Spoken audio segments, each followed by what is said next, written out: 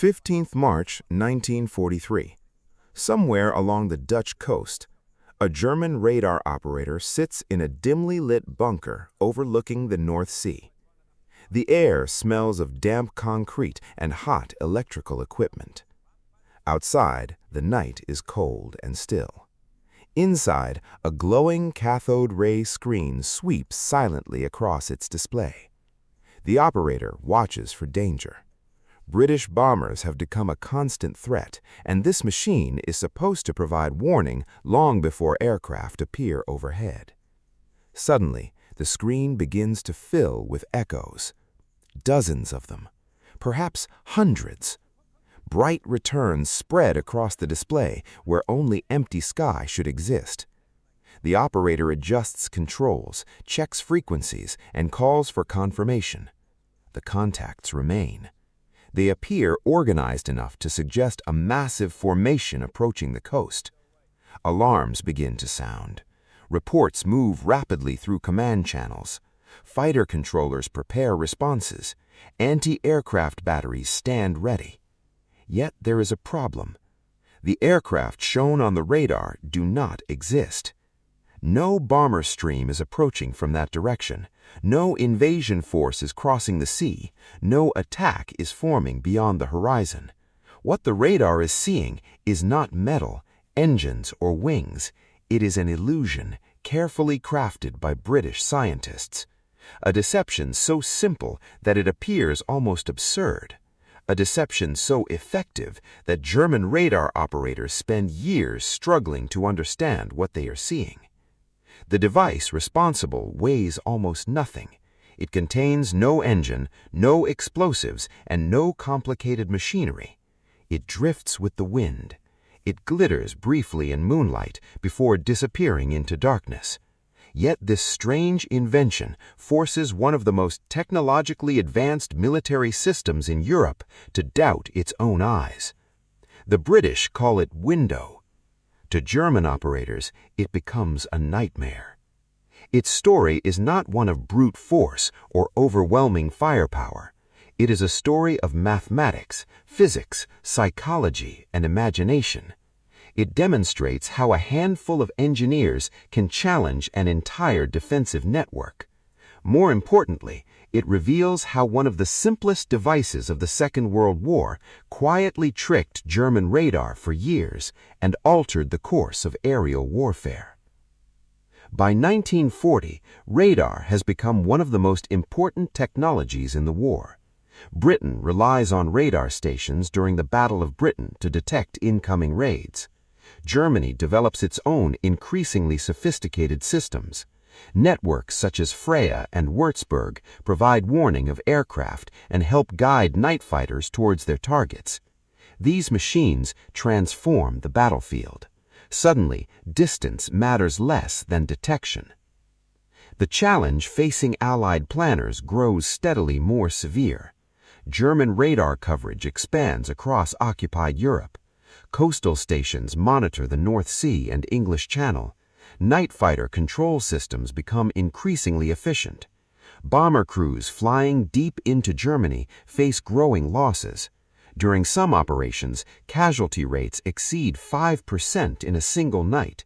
At that pace, sustained campaigns become difficult to maintain. Conventional solutions prove inadequate. Faster aircraft help, but cannot eliminate radar detection.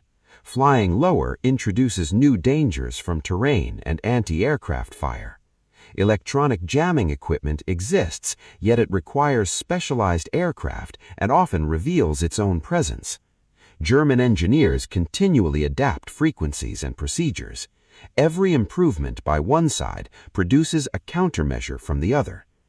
Military planners need something different. They need a method capable of overwhelming radar itself. The problem appears almost impossible. Radar functions by transmitting radio waves and receiving reflections from metal objects. Aircraft produce distinctive echoes because their structures reflect energy back towards the transmitter. To defeat radar, engineers must somehow create false reflections large enough to confuse operators while remaining cheap, portable and deployable by ordinary bomber crews? The answer emerges from research conducted by British scientists working under government direction. Experiments suggest that small strips of conductive material can reflect radio waves remarkably well when cut to specific lengths matching radar wavelengths. The principle appears deceptively simple, but its implications are profound. If you are finding this interesting, a quick subscribe helps more than you know. Development work takes place through organizations linked to Britain's wartime scientific establishment, including teams associated with the Telecommunications Research Establishment. Engineers discover that aluminum-coated paper strips cut to precise dimensions can produce powerful radar reflections. For German Würzburg radar operating on wavelengths of roughly 53 centimeters, strips measuring approximately 26.5 centimeters prove particularly effective.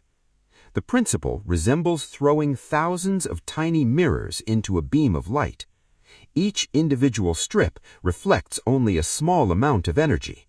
Together, however, enormous clouds of strips create reflections comparable to vast aircraft formations. Released from bombers at altitude, the strips drift slowly through the atmosphere. Radar screens display them as dense clusters of targets. Operators struggled to distinguish genuine aircraft from deception.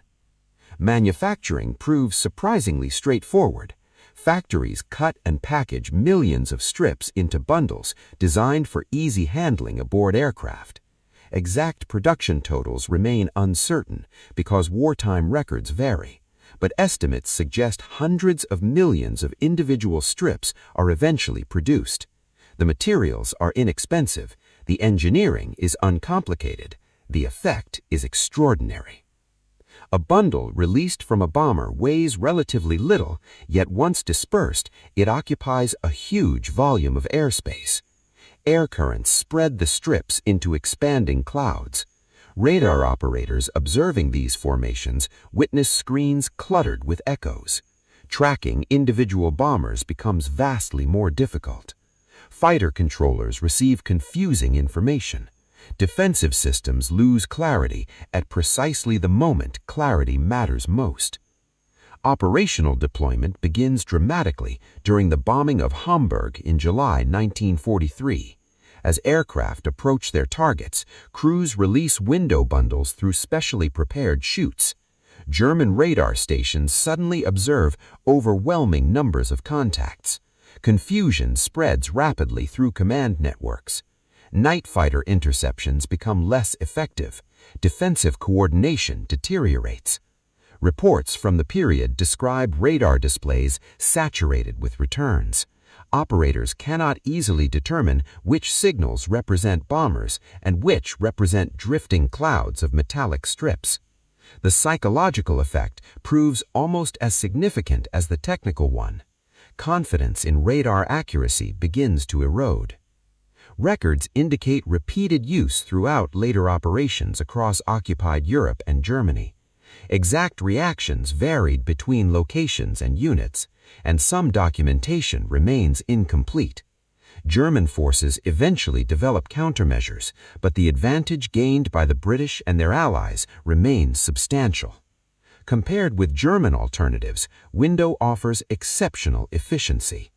Germany investigates similar concepts, but delays large-scale deployment partly through fears that Britain might use exact same techniques in return. Ironically, both sides understand the principle. Britain simply chose to use it first on a major operational scale. American forces rapidly adopt similar methods. What began as a British innovation evolves into a standard Allied electronic warfare tool. The basic concept remains remarkably cost-effective. Expensive radar installations worth millions of Reichsmarks can be disrupted by bundles of metallic strips costing only a tiny fraction of that amount. Its influence extends far beyond immediate operations. Window demonstrates that information can be attacked as effectively as physical targets. Rather than destroying radar stations, it corrupts the data they provide. Modern electronic warfare follows similar principles, though with vastly more sophisticated technology. Assessing its precise impact remains difficult. Historians continue debating exactly how many aircraft losses were prevented and how much operational success resulted directly from its use. Yet few dispute its importance. Material effects mattered greatly, but psychological effects may have mattered even more. Radar operators who cannot trust their screens face a dangerous disadvantage. Today, surviving examples and related exhibits can be viewed in several military and aviation museums across Britain. They appear remarkably unremarkable, simple strips of reflective material. Nothing about them suggests strategic significance. Yet that simplicity is precisely the point.